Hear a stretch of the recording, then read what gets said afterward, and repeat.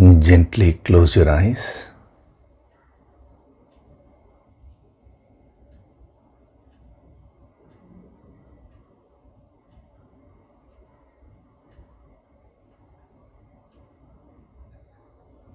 Do deep breathing.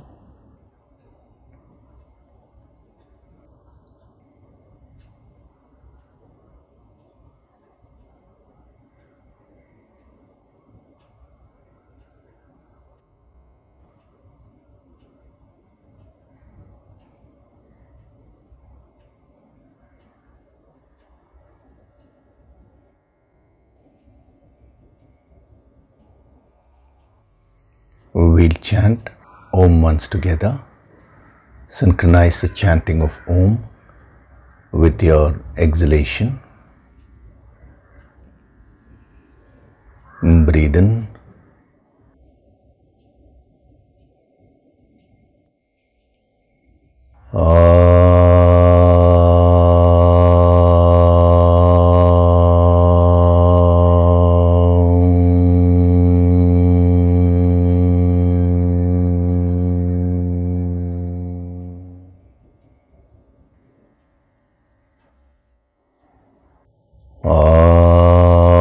सहना भवतु सहनौ भुनक्तु सह वीर्यं करवावहै तेजस्विनावधीतमस्तु मा विद्विषावहै।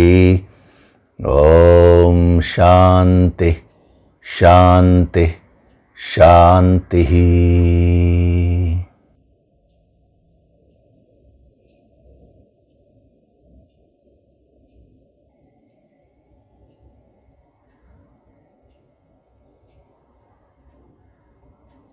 Gently open your eyes.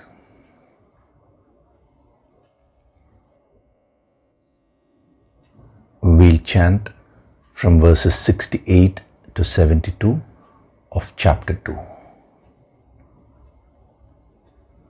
Tasmadhyasya mahabaho तस्माद्यस्य महाबाहो निगृहीतानि सर्वशः निगृहीतानि सर्वशः इन्द्रियाणीन्द्रियार्थेभ्यः इन्द्रियाणीन्द्रियार्थेभ्यः तस्य प्रज्ञा प्रतिष्ठिता तस्य प्रज्ञा प्रतिष्ठिता या निशा सर्वभूतानां या निशा सर्वभूतानां तस्यां जागर्ति संयमी तस्यां जागर्ति संयमी यस्यां जाग्रति भूतानि यस्यां जागृति भूतानि सा निशा पश्यतो मुनेः सा निशा पश्यतो मुनेः आपूर्यमाणमचलप्रतिष्ठम् आपूर्यमाणमचलप्रतिष्ठम् समुद्रमापः प्रविशन्ति यद्वत् समुद्रमापः प्रविशन्ति यद्वत् तद्वत् कामायं प्रविशन्ति सर्वे तद्वत् कामायं प्रविशन्ति सर्वे स शान्तिमाप्नोति न कामकामी स शान्तिमाप्नोति न कामकामी विहाय कामान् यः सर्वान् विहाय कामान्यः सर्वान् पुमांश्चरति निःस्पृहः पुमांश्चरति निःस्पृहः निर्ममो निरहङ्कारः निर्ममो निरहङ्कारः स शान्तिमधिगच्छति स शान्तिमधिगच्छति एषा ब्राह्मी स्थितिः पार्थ एषा ब्राह्मी स्थितिः पार्थ नैनां प्राप्य विमुह्यति नैनां प्राप्य विमुह्यति स्थित्वा स्यामन्तकालेऽपि स्थित्वा स्यामन्तकालेऽपि ब्रह्मनिर्वाणमृच्छति ब्रह्मनिर्वाणमृच्छति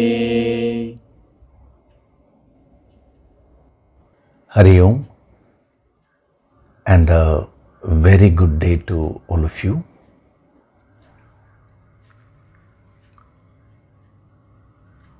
So in the last session, I had given you more subtle tips. We were drawing out the subtler messages from this verse, where he says, Tasmat asya mahabaho. Therefore, O Mahabaho,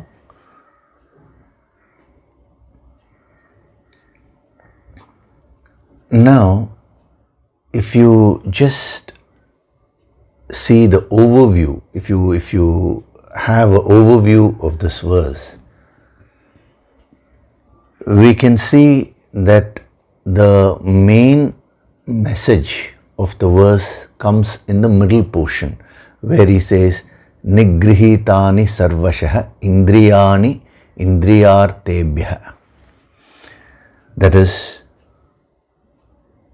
the end portion is Tasya Prajna Pratishtita, one's whose wisdom is established, who is a Sthita Prajna. Now the middle portion is what actually gives the message. But the initial portion is equally important. Why is it equally important? Not in terms of per se the message, but it is very important because it creates the right conducive psychological environment for the master to give the wisdom and for the student to receive that wisdom. Throughout the Bhagavad Gita, whenever Krishna is going to give a very important message, he always prepares Arjuna psychologically in order to receive that message.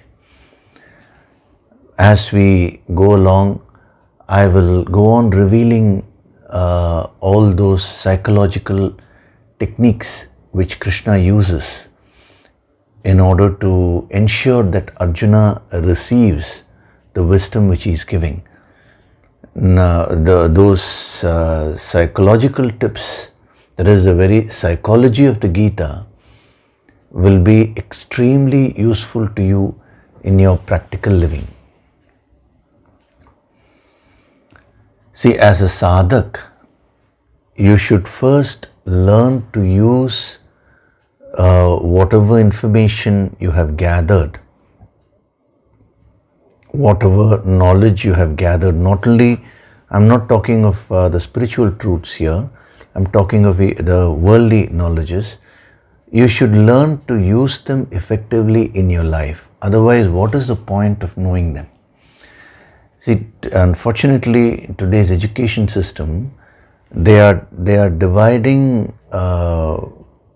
the knowledge part, the worldly knowledge part, into various aspects. This was there even in early days, the division, but the connection between what you're learning in school and in university and what you're doing in life is not there.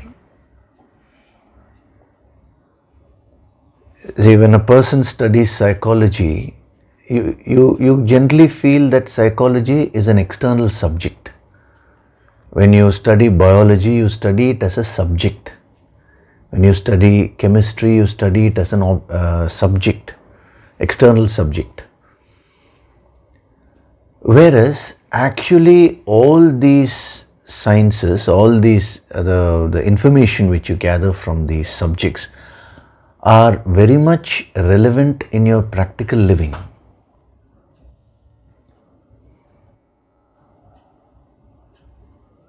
That's why in the 22-day that health program which we had last year, which is available online also now,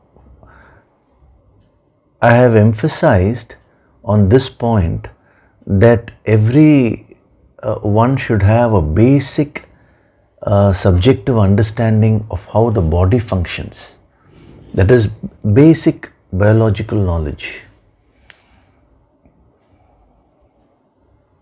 So we are so used to studying these as separate subjects externally that we fail to notice the relevance of all these in our lives.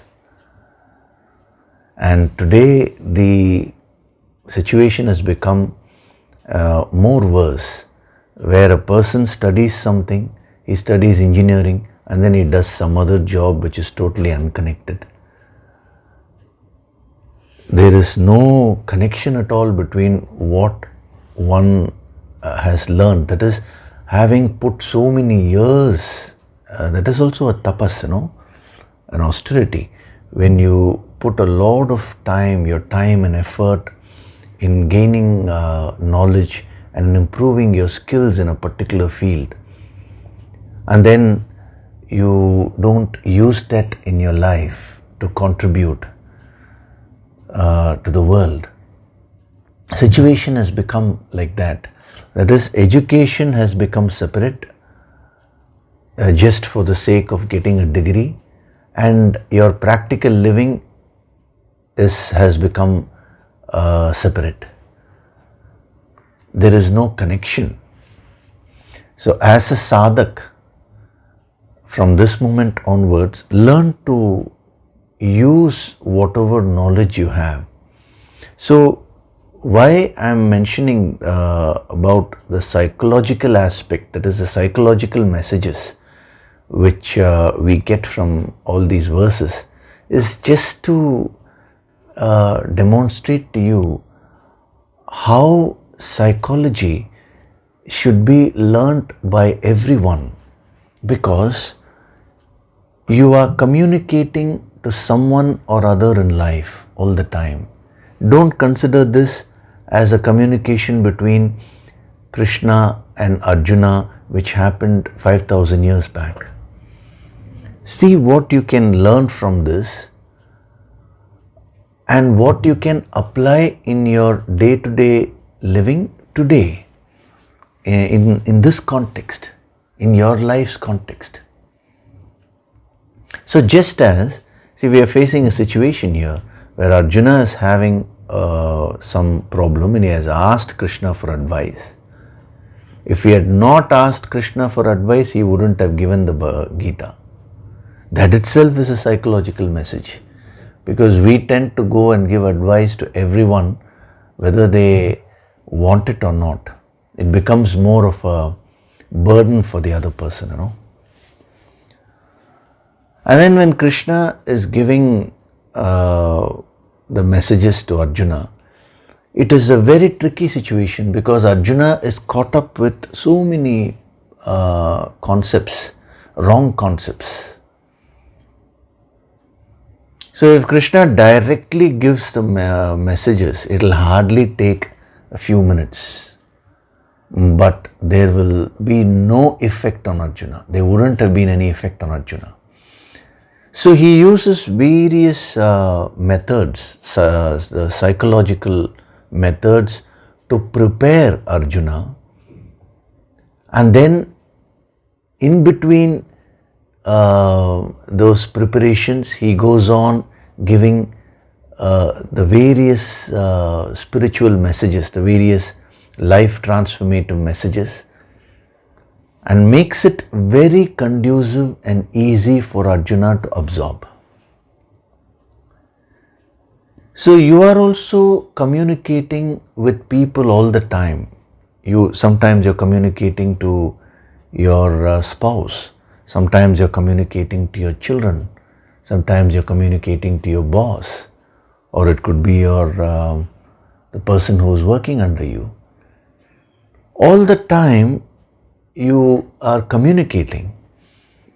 Now when you communicate effectively, you will become very successful in relationships, not only in relationships, but even in your work. If anything you do, see, you cannot do it alone. Nobody can do everything all by himself or herself. You require the help, you require the cooperation of others in order to achieve anything in life. Now, if you require the cooperation of others, you need to know how to communicate to them. Generally, what people say is that, say, I'm communicating perfectly, but the other person is not able to understand. It is not like that.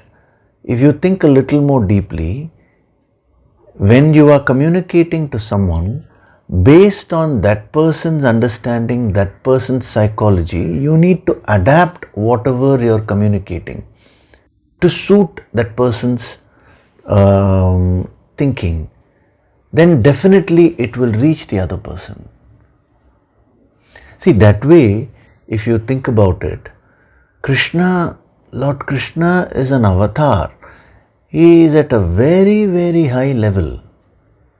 I mean, even to say he is at a high level is not correct, because he is an avatar, a direct manifestation of the infinite. Now, that is on one hand, and here is Arjuna, who is successful in the world, but he has no clue of spirituality. So there is a very wide gap. So whatever Krishna says, can Arjuna really understand directly? No way. Actually, any student, when he approaches the master, there is a wide gap, because the master is experiencing something which the student has no clue about. I am giving you this principle. See, as we are doing one verse, in between I am giving certain principles which will be very useful in understanding the next verse. The very next verse, he will be covering this. Whatever the master is experiencing is something which is unknown, inconceivable from the student's point of view. Then how is communication possible? In order to ensure that the message reaches Arjuna, Krishna uses various psychological techniques. He goes on preparing Arjuna, and to the extent Arjuna is prepared, to that extent he gives a certain portion of this wisdom. So the first three words, Tasmat Asya Mahabaho, we have been seeing that. Tasmat means he is going to give a conclusion now. There itself, psychologically, psychologically Arjuna's mind would have become alert, or something very important Krishna is going to give. And then Mahabaho, he genuinely identifies with the greatness or the goodness of Arjuna, and he calls him Mahabaho. He lifts the spirits up of Arjuna, because unless and until your mind is in a happy state, it is not possible to grasp, it is not possible to absorb the deeper messages and the higher energy. In the first chapter, Arjuna was in tears. He was actually crying. Krishna never spoke much. But slowly, he is inspiring Arjuna. He is bringing Arjuna to a state where he feels very content and he is very peaceful. Then he can give the subtler messages. From this verse, the starting point, and then the subsequent verses of this chapter, Krishna is going to give very, very powerful messages, very deep philosophy of life. He's going to actually explain the deeper aspects of a Sthita Prajna, of a person who has reached perfection. Arjuna is definitely not in a position to grasp that. That is why Krishna is preparing Arjuna psychologically. Just as you may have the best seed, but if you go and sow it in a wrong soil, the seed will not become a tree. It is no doubt the seed which produces the tree, not the soil. But the soil plays an equally important role in making things very conducive for the seed to become a tree. Similarly, when a message is being given, now I would say only about 5 to 10% is the actual message. 90% is preparation. You need to prepare the receiver in order to receive the message which you are giving. That is what Krishna is doing to Arjuna. If Krishna gives the message directly, no doubt whatever he is saying will be of a very high quality, invaluable, but it will have no value as far as Arjuna is concerned. So he is using all these psychological tips. So this is a message which we get as sadhaks. You can directly apply this principle in your life. When you're communicating to your children, when you're communicating to your spouse, to anyone, now first try and understand what is the psychology of the other person. See, today you have no clue of how the other person operates. You go on operating from your frequency. You go on communicating from your side. If the other person comes around, if the frequency matches, then there is a communication. If not, then you complain and say there is something wrong with the other person. Now, as sadhaks, you should learn to communicate effectively. It is very easy to blame the other person and say, he or she is unable to understand. It is you who is not able to understand the psychology of the other person. So if you are talking to an emotional person, then your message should be communicated in an emotional way.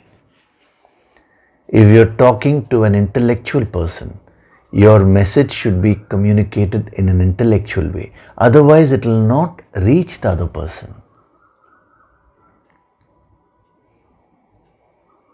See, even in the earlier portion of the second chapter, when Lord Krishna describes the higher self, he says that soul is indestructible. In order to explain the indestructible nature of the higher self, he says that cannot be cut by weapons. Now, why does he use that phrase? That cannot be cut by weapons. Because Arjuna is a warrior and he can understand that language very easily. Now, if Krishna had been talking to, let us say, a singer, then he would have said, through sounds you cannot reach that Supreme Self. The sounds are gross and the Supreme Self is subtle. The sounds cannot reach the Self. So every yogi is a master psychologist also. The more you are able to adapt your messages. Message means, see, you're not going to have any big message like what the masters are having, what these great yogis are having. But I'm saying in your life, in your experiences, you want to communicate a few things, you want to get some work done from some person, you want to communicate your emotions. So for all that, this would be extremely useful. So first find out, is your son or daughter emotional, or is he a thinking type, or is he an active type? What are his or her interests? Supposing that person's interest is in sports, then you can adapt and say, see, let us say you want him to attend these discourses. If you just merely keep saying Bhagavad Gita, great wisdom and all that, it may not inspire that person. But let us say that boy is interested in sports. Then you give an example of a sports successful person, a sports celebrity who does yoga or who is into spirituality, then that can inspire. It all depends. So it is not enough if you know a few things. It is extremely important for you to know how to read the psychology of others. And if you want to read the psychology of others, you first have to read your own psychology and gain mastery over your mind. Because when I said you need to know whether the other person is emotional or intellectual and all that, for that you need to be a yogi, you need to be balanced. So this wisdom not only actually gives you the highest principles, but it also equips you with all these psychological tools which you can use effectively in your life and flourish. You can become very successful in every aspect of your life. So remember this, it is not only with respect to communicating to others, also when it comes to communicating to yourself, always make things conducive for your mind to absorb. That's why I say that when you do the Yoga Sankirtan Sadhana in the morning, make things as conducive as possible for you to go deeper. Conducive means choose a quiet place, preferably have a bath. If you want, you can even light a lamp if that inspires you. You can choose your own way. But whatever it is that you're doing, you should make things very conducive for sadhana. Then it will be easy for you. The moment you sit in a conducive atmosphere, now it will be easy for you to absorb the higher energy. Supposing you're having a lot of work, and in between the work, just a little time you get, you in a hurry, you just play the Yoga Sankirtan. Now the whole thing may not be so conducive. So whether you're doing your office work, whether you're sleeping in your bedroom, or whether you are listening to this, whether you're doing your Yoga Sankirtan Sadhana, whatever it is that you're doing, choose the external factors, arrange the external factors in such a way that they are conducive for that particular activity which you're doing. If you're going to sleep in the night, don't have your cell phone near you. If at all it is near you, keep it in flight mode or switch it off. That is conducive for you to sleep. So if you follow this simple principle which these great masters are giving us, you will find that your effectiveness will greatly improve in your life. See, I know many knowledgeable people, but they fail when it comes to communication. They are not so effective. And some people who know very less, they are able to communicate so well to others. But unfortunately, they don't have enough stuff. So a yogi is one who gains maximum wisdom, number one. And number two, he also masters this principle of communication.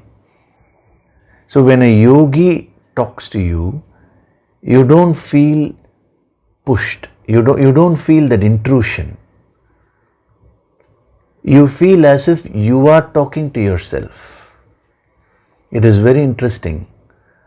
Whenever you go to the master and he gives you an advice, you ask him something and he gives you the advice, you never feel that that person is advising you. Rather, you feel you are only thinking all that. Why? Because the master identifies with the student completely. He feels the pulse of the student. So he is at a different frequency, but he doesn't communicate from that frequency. He assesses the frequency of the student and adapts the wisdom according to the student's frequency. So when you're talking to a little child, you should talk the language of the child. See, there is what we call as generation gap, no? There is another common complaint which people make. They say it's a generation gap. The generation gap is because of lack of communication. So when you understand how the trend is changing and when you adapt yourself accordingly, if you're flexible enough, to do that, then there will be no generation gap. Actually, there will be no distance which you will feel with anyone. You will feel very comfortable with everyone. Others also will feel very comfortable with you.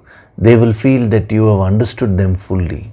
So if you want others to understand you, the first step is you need to understand others. See, here Krishna wants to give something. He wants Arjuna to understand that. Why is he successful in that?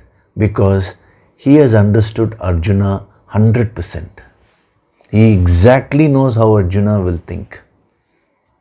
What is Arjuna thinking? What is he feeling? What will inspire him? What will ensure that he will absorb this wisdom? Everything is crystal clear to Krishna. So this is a sadhana tip. All of you can practice it. At least you start from the people who are near and dear to you, your own family members. Assess them. And you adapt yourself, your expressions, whether it is verbal or whatever it is, according to their psychology, you will find that the results will be excellent. Instead of complaining, now try this. Once you master this basic principle, as we go along, I'll give more subtle principles of how to communicate to others, how to influence others in a positive way. But you need to move step by step, This is the first step. See, when we are caught up so much with ourselves, we fail to see what is happening with the other person. When I say you're caught up so much with yourself, I'm not talking of self-introspection. Self-introspection is a spiritual sadhana.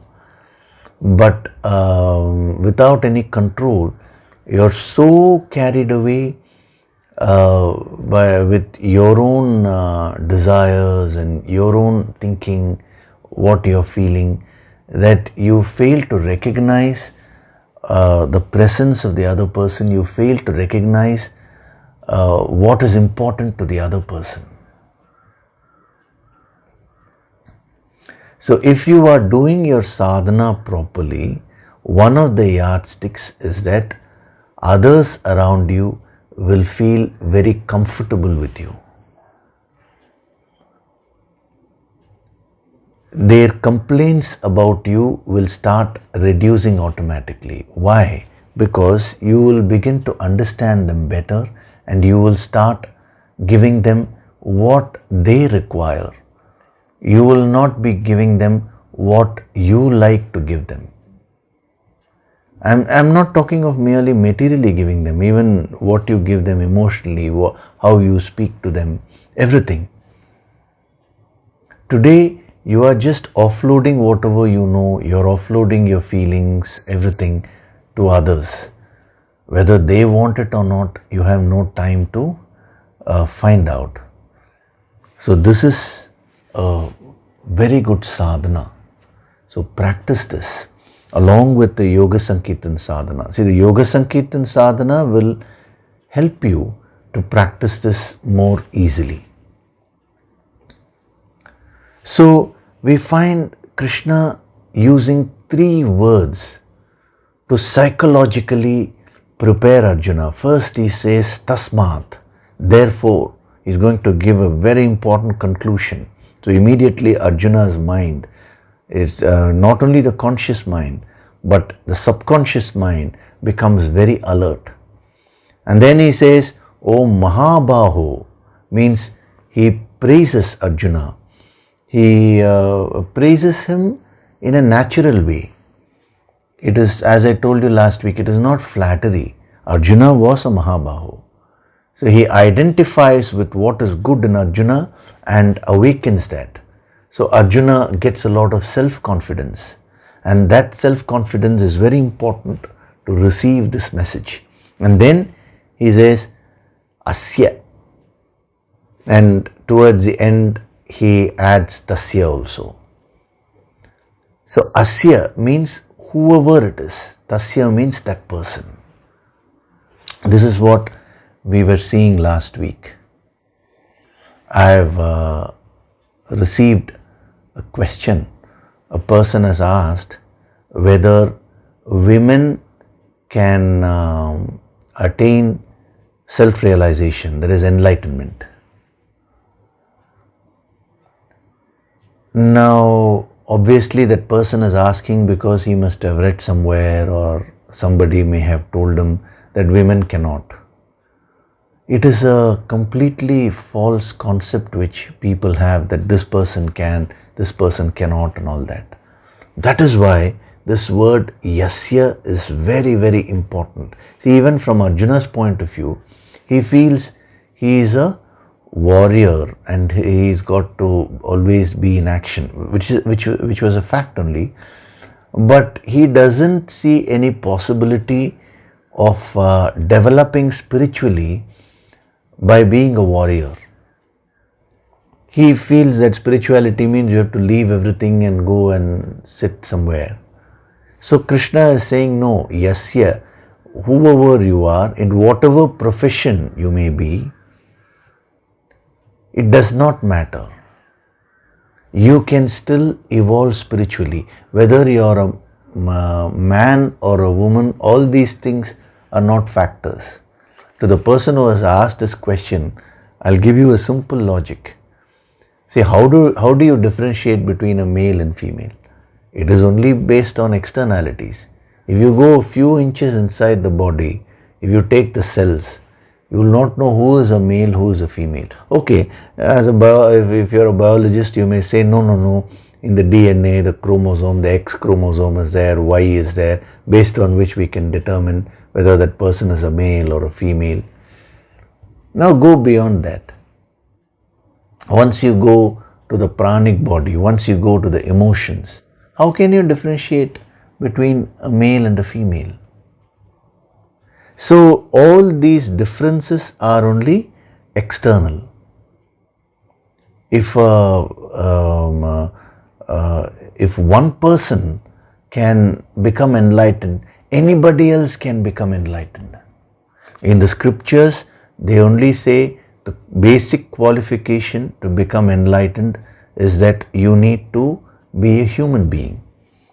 The human birth is the most sacred birth according to the yogis, because only when you have this human body, you have the potential to get enlightened. You have the potential to flower 100% and become one with the infinite. You know, there are many misconceptions which people have. Some people think that, you need to be in a particular caste in order to evolve spiritually. There is nothing like that. Someone asked me, can everyone gain the spiritual knowledge? That is, can everyone read the Vedas? Of course, yes. Who is going to prevent you? It is because of misconceptions that people started misrepresenting this ancient wisdom. And in the long lapse of time, all the wrong concepts have seeped in. And this great wisdom has been totally misunderstood. So here is an opportunity for you to come out of all these misconceptions. Right now, this is a message to every person who is listening to this. Right now, you will either be a male or a female, or you will be in a particular position. That is, you will be in a particular field of work, activity, or you may be in a particular position in the field of your activity. You will be in a particular country, particular place while listening to this. All these factors are irrelevant. There is only one factor, and that is, are you a human being? If yes, you can become a Sthita Prajna.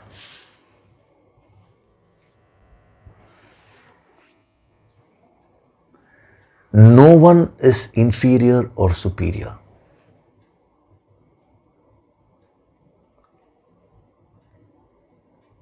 See, when a mother has 3 children, now she may spend a little more time with the youngest child because the child is not yet grown.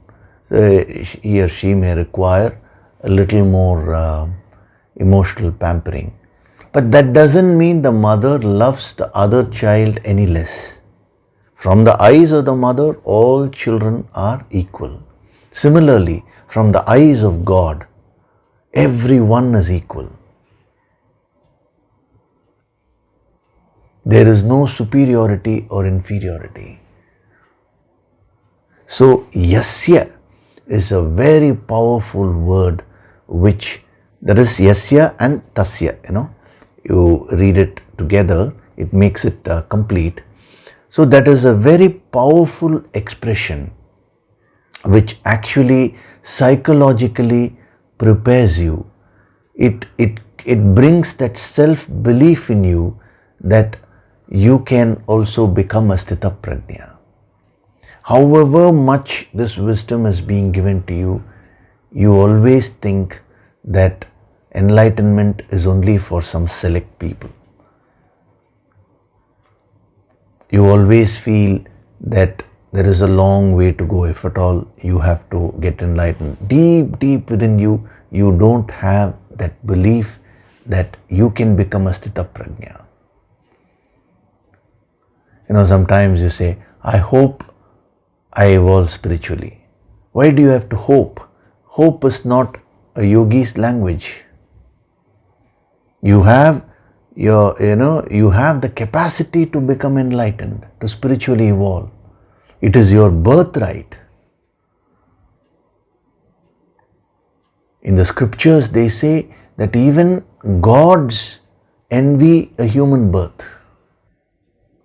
And that human birth you have already received.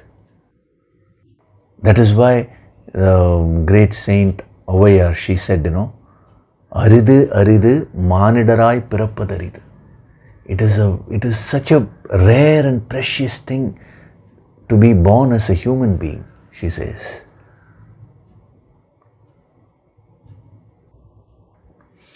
So, when he says, therefore, you become very alert. Mahabaho, I gave you several tips last week for you to practice that sadhana, for you to increase your self-confidence, your feel-good factor. And then yasya tasya, that actually gives you that realization that you are fully qualified to evolve. You are fully qualified to receive the message. All you need to do is to develop a pure intention, pure bhavana.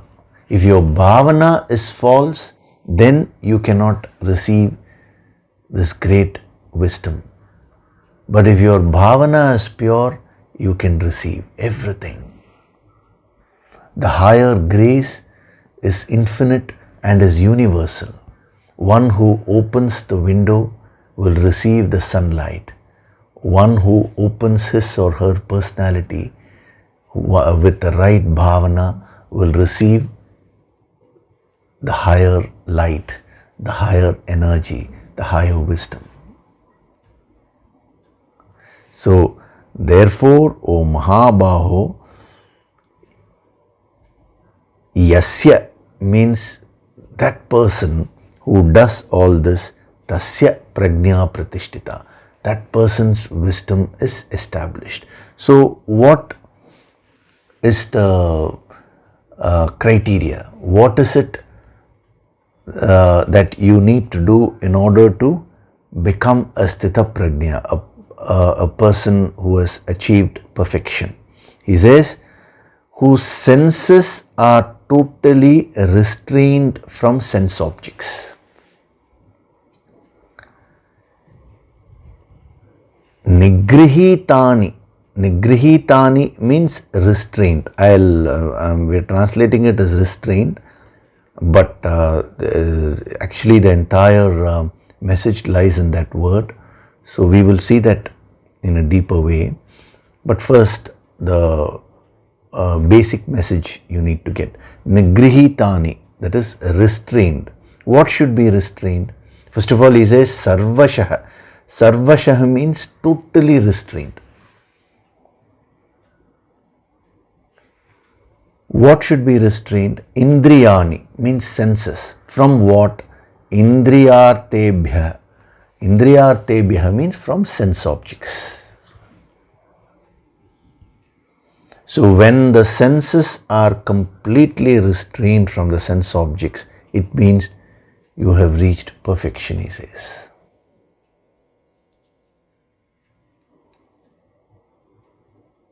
Now,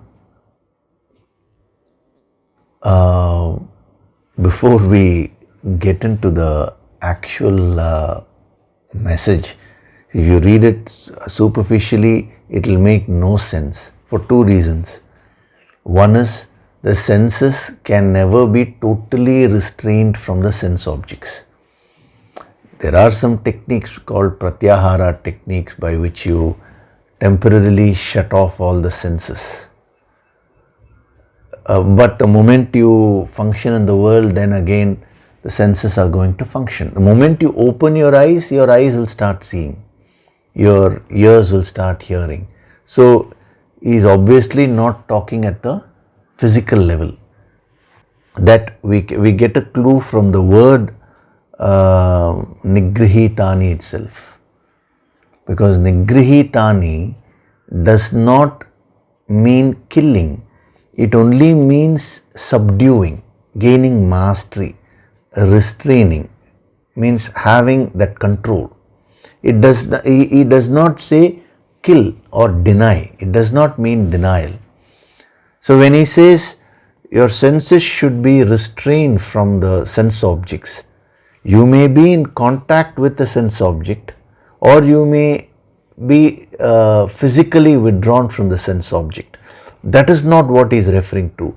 Your mastery or control which you are having, that is what he is referring to when he says Nigrihitani.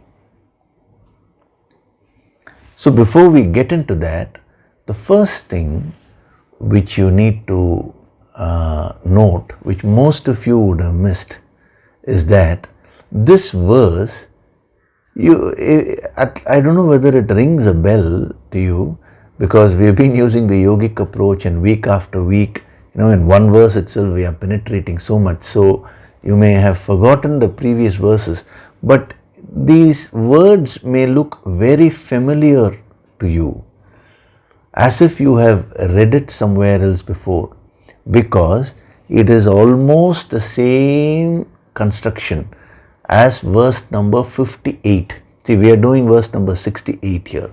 10 verses back, verse number 58, I just want you to look at verse number 58 now, then we'll come back to this verse. You will find that both verses are identical. Just have a look at verse number 58. What did he say in verse 58?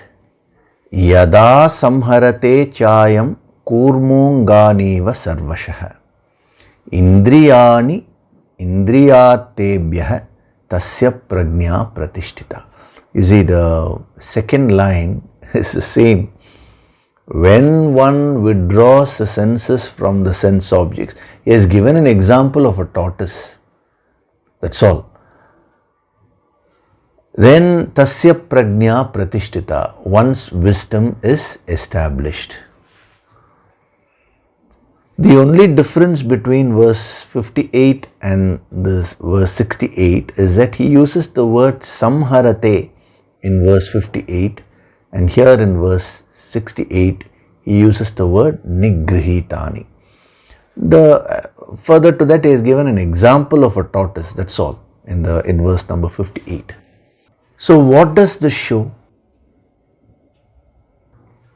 In verse 58, he gave a message. He started off with how the senses, the mastery over the senses is very important. And then he went to the ladder of fall, how the mind loses itself. So many verses. And by the time he has come to verse 68 now, almost all of you have forgotten the starting point. If I had not shown you this, you wouldn't have even seen a connection. He is concluding here what he started in verse 58, now he is concluding. This is another deep message which you get. See, an insight, how a master thinks, if at all he is employing his thought process in order to communicate or for a particular purpose. How structured is He. You can absorb that and try to practice it in your life. See, Krishna talked of so many things after verse 58. Every verse had, so many deep messages, and he delved so deep into a person's psychology, how the mind loses itself, how the intellect also is lost.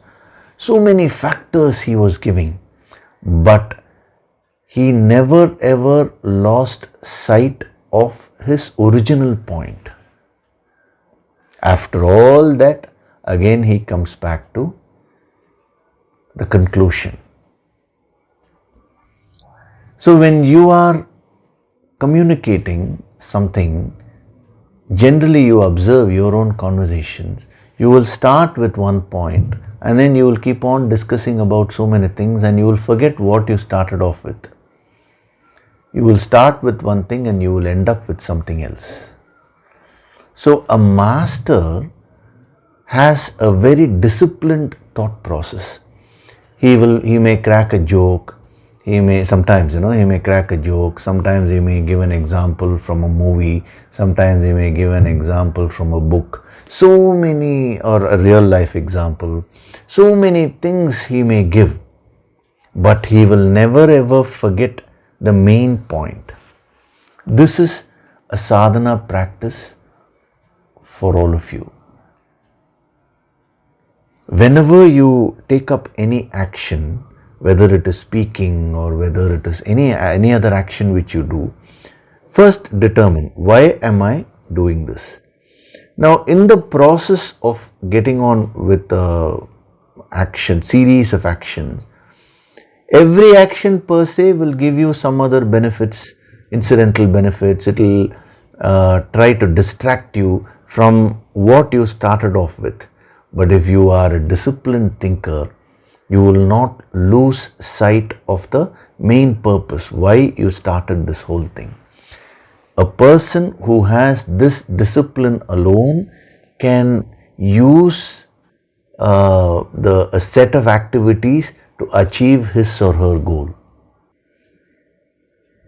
A person who is not disciplined in his or her thinking cannot achieve anything in life, because by the time that person goes to the third step, he has already forgotten the first step.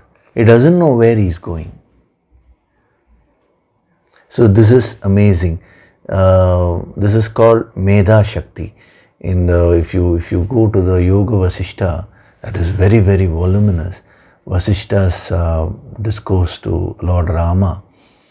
Now, Lord Rama asks very many questions to him, and then Vasishta gives.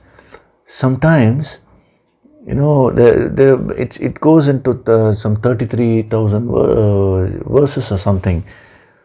Rama suddenly asks a question, a clarification pertaining to some verse which is around 10,000 verses back. And Vasishta immediately recognizes that and gives an answer. It is amazing how much of capacity they had. That is called Medha Shakti in Sanskrit. So you can also develop this Medha Shakti. So when you develop Medha Shakti, what happens is you get the power to remember what you ought to remember. See, generally today you remember so many things which are not required for you, which are actually detrimental to you. So try to bring in more discipline in everything which you do, in your thought process, in your communication. Be very clear about what you want to tell the other person. And you may crack jokes, you may do so many things, but your main purpose should not be forgotten. They generally teach this as a sales technique to salespeople, that when you meet a customer, your purpose is to ultimately sell the product. So they use various techniques, they joke, they do all that, and finally they'll come to the product. There, it is being used as a technique in order to sell something. Here I am not talking about using it as a technique for a personal purpose. This should become a way of life for you. When you practice this sadhana, you will become highly effective in anything which you do. Just practice this. Today, two principles have been given, two powerful principles. One is the preparation part, the psychology, and the other is the discipline, the structure in your thoughts, in your emotions, in your speech. Start off with the speech first, communication. That is much more easy. And then slowly become more structured in your thoughts and emotions. You will find a big difference in terms of the impact which you create in your environment. You know, sometimes when you hear a lecture on any subject, it may be any subject, you will find that the person will go totally off tangent. They will start off with something and then they'll go away from the topic. They will just keep on meandering and giving so many things. And finally, what is the message? Nobody knows. The people who are listening also are not aware of that because they themselves don't have the discipline. A yogi is one who is disciplined at all levels, an inbuilt discipline. See, this is very important. Nigrihitani means an inbuilt discipline, control and mastery which a yogi has achieved through his or her tapas. So it starts off with trying to become more disciplined and structured in your speech and actions, then your emotions, and then your thoughts. So in verse number 58, he started about the senses. Now here he is concluding. So what did he say in verse 58? He used the word samharate. Rest of the verse is almost same only. Samharate means withdrawing, practice. So he talked of practicing. Now here he uses the word nigrihitani, which means a state. Nigrihitani is no longer a practice. The practice part I will anyway explain, the sadhana part, which is actually samharate, but it is related only. When we take the two words, Krishna is using the word samharate to explain the practice, and then the word nigrihitani to explain the state of restraint. See, one is a practice. You have to, every time the sense, your sense organ is going out of your control, and then you try to gain mastery. This is samharate. But if you go on practicing it, a time would come where it will become an automatic process. You will no longer need to put any effort to keep your senses under your control. That is when he says, tasya prajna pratishtita, that person's wisdom is established, he says. So nigrihitani is the state of self-mastery which you will achieve through consistent practice. See, in any art, initially when you try and practice, it will be difficult. But when you go on practicing it, then the very practice will become effortless. See, if you take martial arts, for example, now they will go on practicing the various blocks, when someone comes to punch them, There is an upper block, then there will be a middle block, then there will be a lower block. All these things they will practice. So initially it is an effort for them. But after many years of practice, what they call as muscle memory, once it gets into the muscle memory, then they say they don't need to think. The moment you try to attack them, the hands will automatically come and block.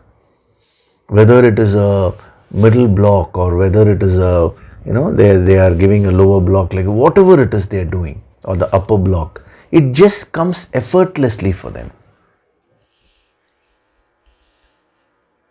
If you take an art like music, let us say learning to play the violin. Now initially, you need to think which string is which note, where is, how do I play this note at this scale. So much you need to think. But when you go on practicing, after a while, if you see a master of violin, he will just pick up the instrument and he may even close his eyes and he'll just do some actions like this. Exquisite music will come out. Effortlessly. So in any field, if you put in consistent efforts in one direction, what becomes an effort, that is a practice initially, will become effortless later on. So when you're trying, when every time there is a slip and you're pulling yourself back and you're trying, it is called a practice, represented by samharate in verse 58. We have to read this verse along with 58, then only you will get the full impact, you will understand the full message. So that is samharate. Whenever the practice has become effortless for you, it means you got established in that state. That is called nigrihitani. So don't expect immediate results even in spirituality, because spirituality is a science and an art. So when the master says, now be cheerful, now you just try for a few times and you say, no sir, something is disturbing me all the time. Of course it will disturb you. It takes many years of practice to train your mind. Don't be reactive. You cannot practice it at one go like that. It is through assiduous practice that you should gain mastery over yourself. So, when you read this conclusion separately, you will not get the full message. That is why I took you back to verse 58. So, your entire journey is moving from samharate to nigrihitani, from a practice to a state. This is the sadhana. So many people ask me, sir, how long should I do sadhana? Till you get to that state of nigrihitani. Till sadhana becomes an automatic process, you should not leave your efforts.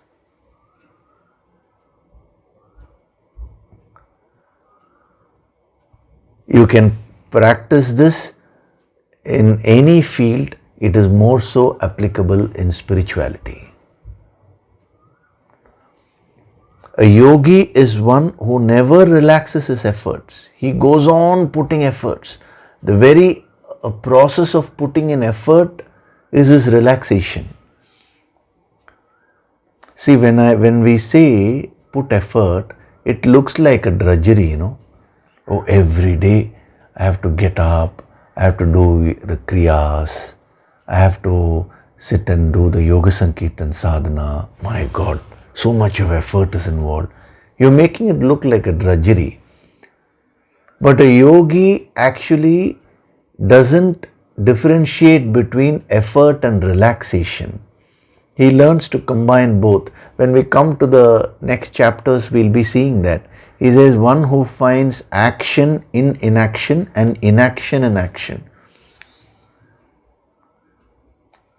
He enjoys putting in effort in any field, whatever it is that he chooses. He loves to do those things.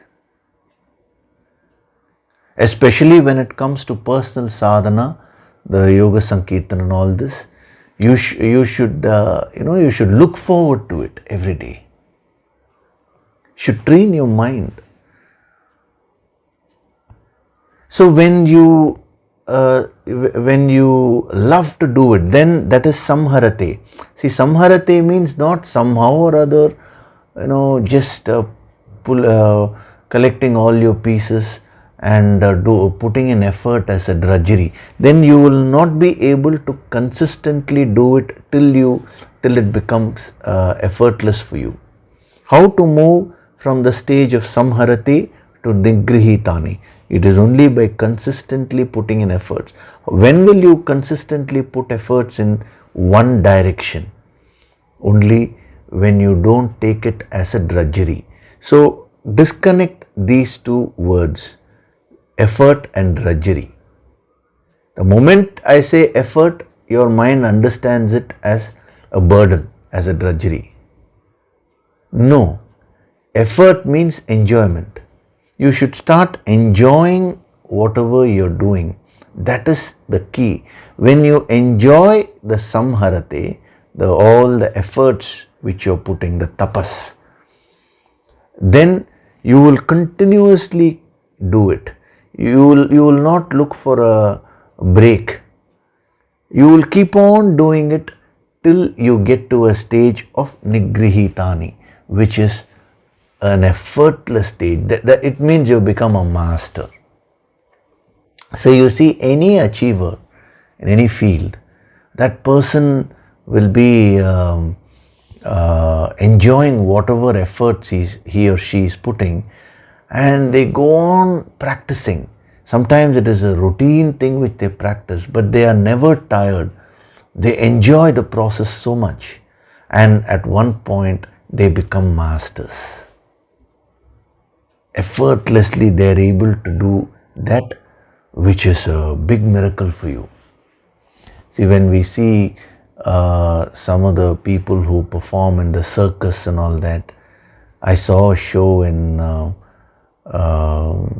I think it was in Switzerland or France, I think so, it's long back, where it was a show where a person was, he had a ladder, and he kept the ladder on top of a drum, a cylindrical drum, and then under that drum he had kept a sheet, and under that sheet another drum, which we cannot even stand on the drum, but then he climbed on top of the ladder and he was balancing himself on top of the ladder, and from there he was having many weights and all that. He was doing juggling, using certain balls, all kinds of things. It was an amazing feat. But just imagine if that person has to perform that on stage, how many hours of intense practice that person would have done. So we don't notice all that. Oh, we are just, that person is very talented, we say. It is not mere talent which has brought him to that level, but it is the assiduous practice, a daily routine, which has brought him to that level. Unrelenting practice. So samharate means, if you just say practice, then it does not really give that punch, It is practice with so much of enjoyment, with extreme focus on a consistent basis. So when you do all that, you will come to a stage where you will gain complete self-mastery, that is nigrihitani. So if this verse is read by itself, just the nigrihitani, without any reference to verse 58, then there is no sadhana. You will not get the sadhana message. But if you have carefully followed the master from that verse to this verse, then you will understand that it is the sadhana which he is talking about. So take up this principle and start practicing it in your life. Anything which you are doing, initially you will be in samharate stage, the practice part. Now include these elements of enjoyment, love whatever you're doing. See, that is why I covered Mahabaho in detail. If you're tamasic, you will not love, you will not enjoy putting effort. Mahabaho means a person who enjoys struggling, a person who enjoys putting in effort in order to master something. That is why I said, if you do the sadhana of Mahabaho, when you absorb that message, that prepares you to absorb the deeper message of Nigrihitani. So enjoy putting in effort, number one. When you enjoy, then you will consistently put that effort in one direction. See, in spirituality, consistency in one direction is very important. You respect all gurus. Never should you disrespect any guru. But you should follow only one person, one path. You put in all your efforts in that direction. Then you will reach the Nigrihitani stage. If your efforts are distracted, you do one thing here, one thing there, and you read one book from somewhere, one book here, everything will have its own effect. It will confuse you. You will not move in one direction in a focused way. So you think about this. The three powerful sadhana messages have been given today using the yogic approach. You see how to practice it in your life. The samharate to nigrihitani, in terms of efforts, you should start practicing that in your field of activity. And then when you come back next week, I'll give you more subtle sadhana messages from the word nigrihitani. It is very, very powerful because he says, it is, if you read it superficially, it looks very confusing because we say sense mastery is a first step, right, in spirituality. But here he says sense mastery is a final step. He himself has said sense mastery is a first step. Now he says it is a final step. How is he saying that? Why is he saying that? There are very, very deep messages embedded. But for you to absorb that, you first do the sadhana, three sadhanas which have been covered today, and then I'll catch you fresh next week. You will be more prepared to receive the deeper imports of this verse. Okay? So before we do the meditation, I'll take up a few questions which have come.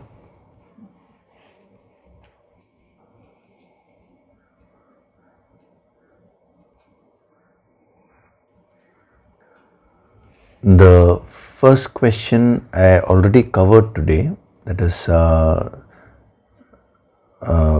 somebody has asked, can women attain moksha? So I think I have covered that. The next question has been asked by a lady, Hariom Yogishri. I'm not giving the name because I'm not sure whether this is considered totally personal. So thanks a lot for all the guidance you are giving us in life. I have two questions. Number one, do we really need to succeed externally to move internally? As I feel I haven't achieved anything big in life. Most of the times, my personal goals have clashed with my family well-being. Hence, had to put family first.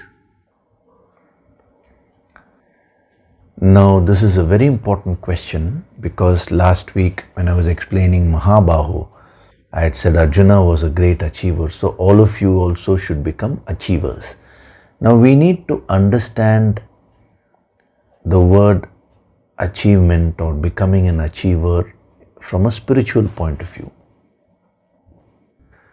See, becoming an achiever doesn't necessarily mean you should gain recognition in the world. That is not a necessity. What is being an achiever in life? Whatever roles you have selected for yourself, whatever roles you need to play in life, if you play those roles to the best of your ability, then you are an achiever. There are many ladies, unfortunately, they feel that being a housewife, that is now I think the terminology used is homemaker, being a housewife or homemaker is lower than when you go and work outside. Actually, some people ask me, sir, what is your view about working women? I asked them, what do you mean non-working women? They always refer to housewives. I asked them, you mean to say a lady who is at home doesn't work? Actually, when you go and join an office and when you work, there is a retirement age. Whereas for a homemaker, there is no retirement age. Throughout her life, she is working. So it is wrong to say, the terminology itself is wrong. Working women means going out and working, and housewives or homemakers or non-working women. Everyone is working. I don't know who coined that phrase. That itself is a wrong concept. So this is stemming from a deep-rooted complex that you feel when you're a family person, when you're taking care of the home, you're inferior than a person who goes and works in an office or somewhere. This inferiority has come because of the male dominance which was there for several generations in between, and there was an extra value placed on direct earnings. So they started telling their wives who were housewives, who were homemakers, that I am going out and working and earning. After all, what are you doing? You're at home only. So when these kinds of statements were repeated again and again, and the women also accepted that, especially in India, slowly they developed a complex that if I am a homemaker means I don't have any value. It is totally an erroneous concept. According to spirituality, every role which you play, every action which you do has an immense value. It depends on you only. So whether you go to office and work or whether you are a homemaker, it is one and the same only. It is how you do that matters.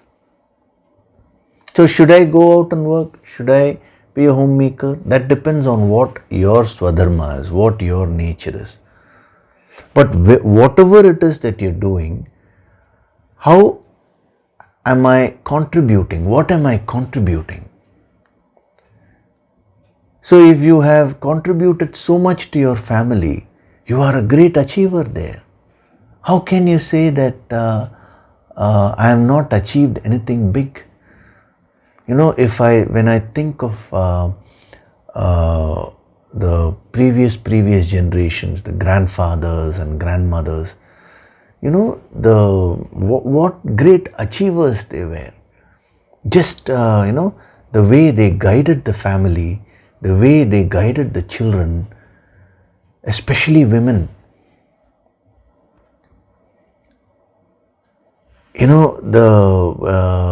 On one hand, they had to take care of the children. On the other hand, they had to do the daily household duties. On the other hand, they had to take care of the husband. Who was taking care of them?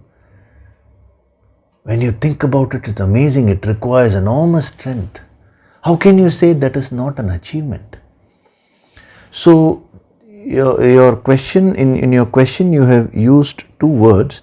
One is you have said, I have not achieved anything big in life. So there the word big, what you're referring to is recognition given by somebody else. Your achievement has nothing to do with others recognizing it.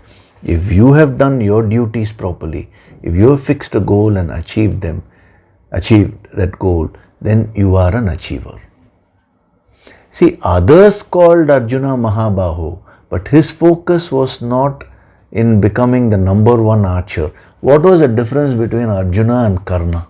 Both were equal in archery. Actually, it is said that Karna was one step better in terms of finesse when it came to archery.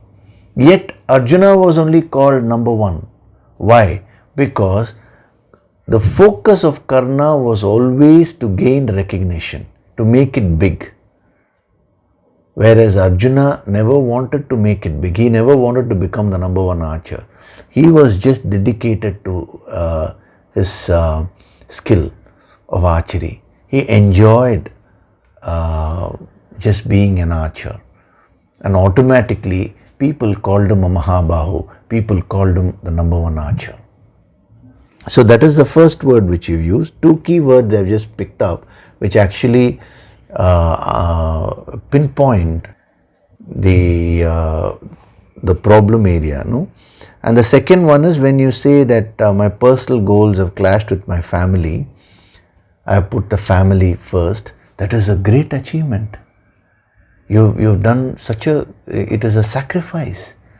You had certain personal ambitions, but for the sake of the family, for the sake of your children, whoever they may be, you have done a few things. That is the greatest achievement, I would say. So, from this moment onwards, please don't say that you are not an achiever. As far as your personal goals are concerned, this is something which I tell everyone. That is when there is a clash between certain duties which you need to do and your personal goals. Try to pursue your personal goals as a hobby so that that part of it is also fulfilled. Like I know a person at the age of 85, he went and learnt karate. You can imagine at 85. And at the age of 90 or 92, he got a black belt. Isn't that amazing? So that was a desire which he had, a goal which he had, which he couldn't fulfill during his earlier years. But when he heard these discourses, he got so inspired. He said, why should age stop me? Let me fulfill my goal. And he achieved it. It's a great inspiration for others. So it is very important for you to understand what I meant by be an achiever. See, the deeper meaning of Mahabahu is something which you need to grasp. So, see, each one of you, you're stationed in your life in a particular place and you have to do certain duties. Now, those duties you should try and do you should try and execute them to the best of your ability. Then you are an achiever. Actually, when Socrates was asked, who is the best person, who is the person who is most qualified to run a country, he said a housewife. Everyone wondered why is he saying that, because then he explained also. He said, see, what he means by housewife is a person who can run a family, who can run a home to perfection. So whether it is a home or a country, it is a unit. Country means it is a bigger unit. Home means it is a smaller unit. So if a person knows to run one unit properly, then that person will know to run a country also easily, he said. So it is a very good question which you have asked, Amma, and this message will be very useful for all the sadhaks also. So never try to be somebody else. You have certain talents, you have certain duties. Do them to perfection.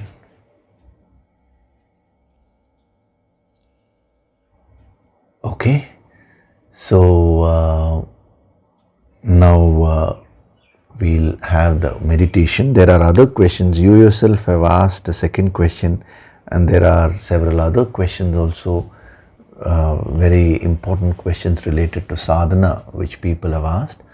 I will take them up in the coming weeks. Some of them I'll answer during the discourses, some I'll take them separately. So as far as you're concerned, whatever it is that you are understanding, start practicing them. Okay, so now we'll do the meditation. Sit in a relaxed way with your spine straight. Gently close your eyes.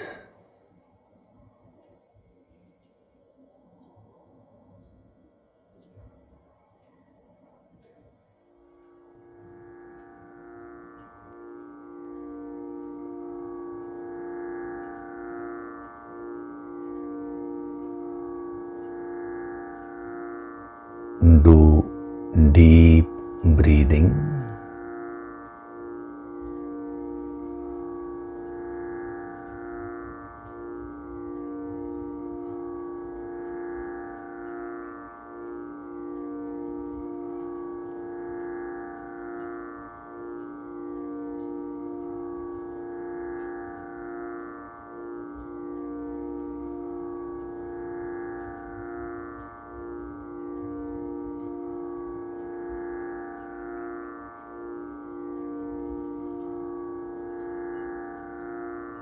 With every breath,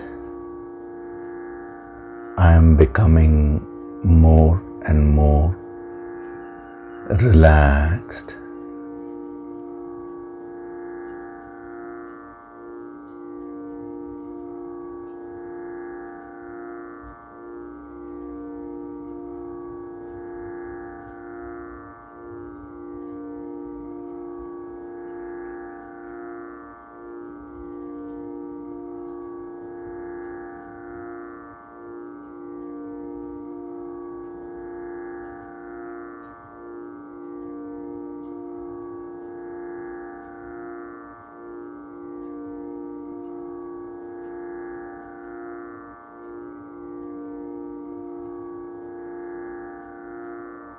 My consciousness is rising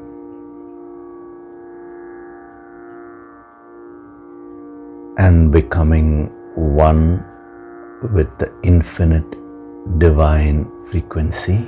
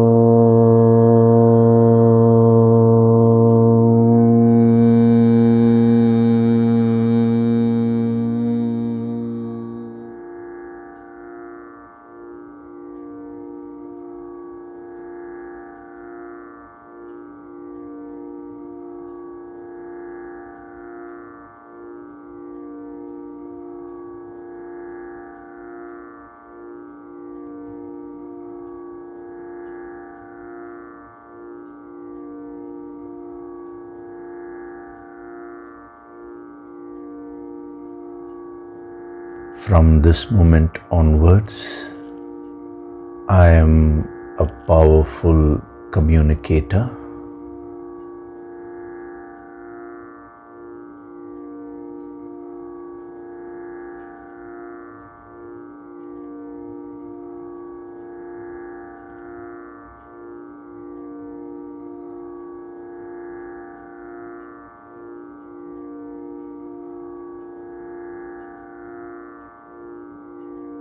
Whenever I communicate, I adapt my message to suit the psychology of the other person.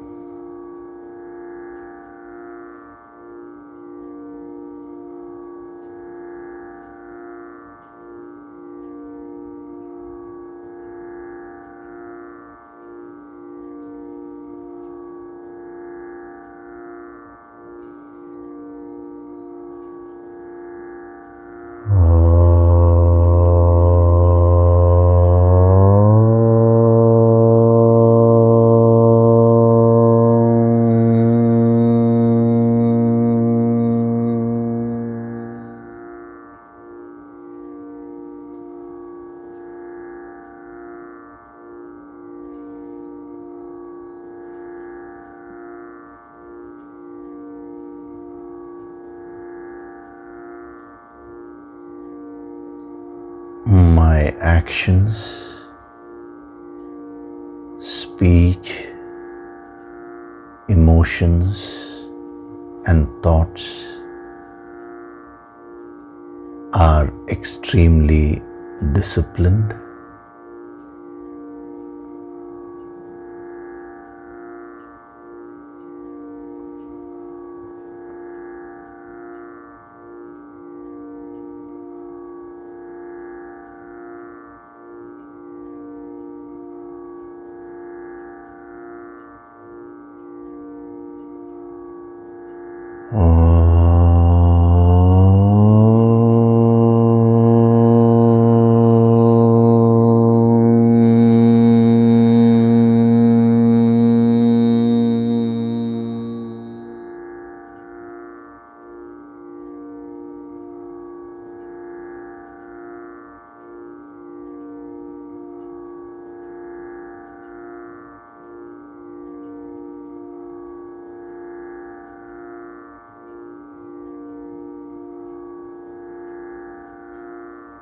From this moment onwards, I choose to enjoy the process of putting in effort.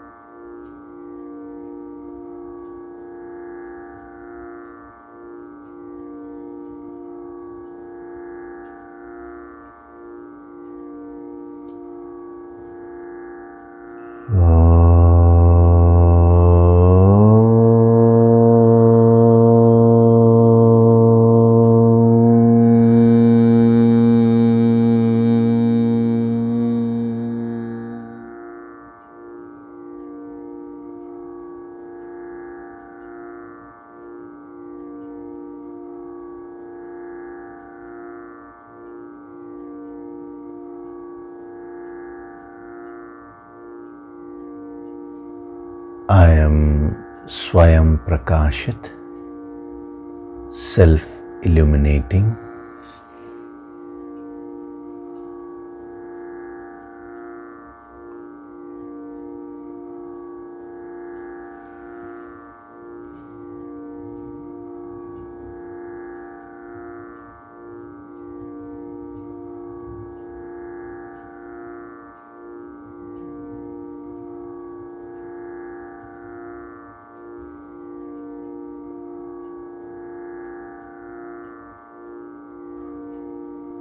Offer your gratitude to God Supreme.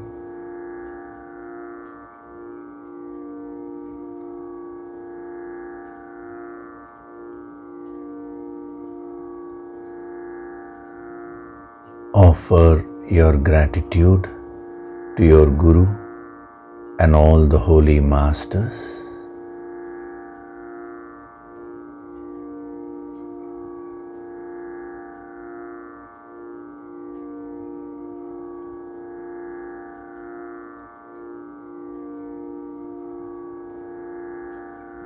Slowly come back.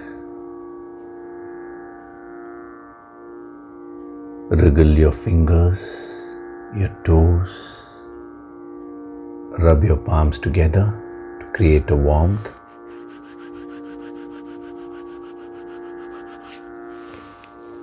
Cup your eyes with your palms.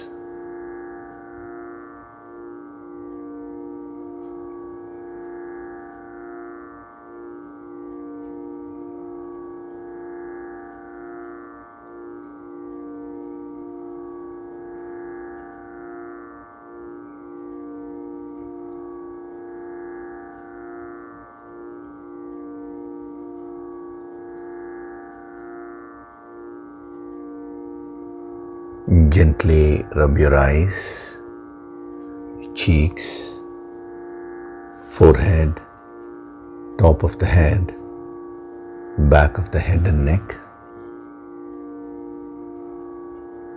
Slowly open your eyes.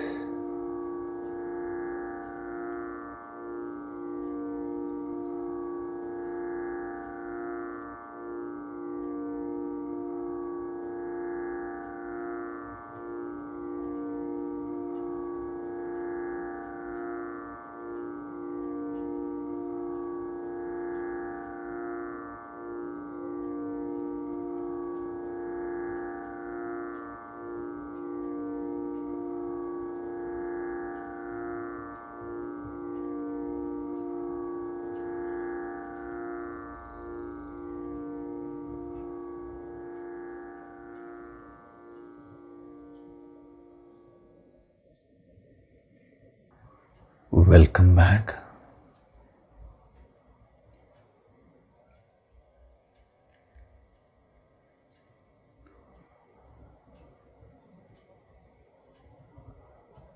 So today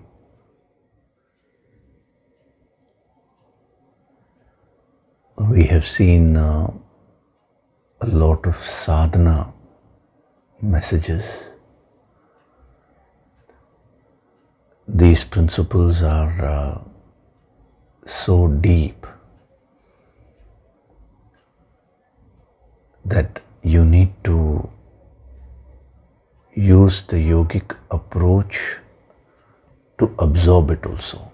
So you require the yogic approach to penetrate and communicate. I'm talking of the deeper principles. Similarly, the student also has to do the sadhana and apply the basic yogic approach in order to absorb the message.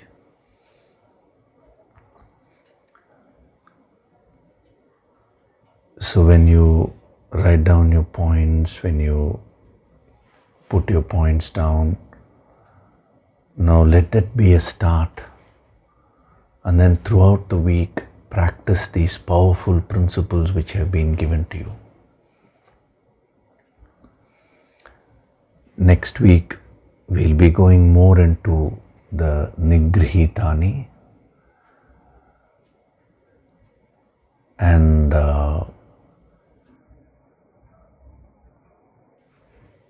on July 25th, we are going to have the Guru Purnima sadhana.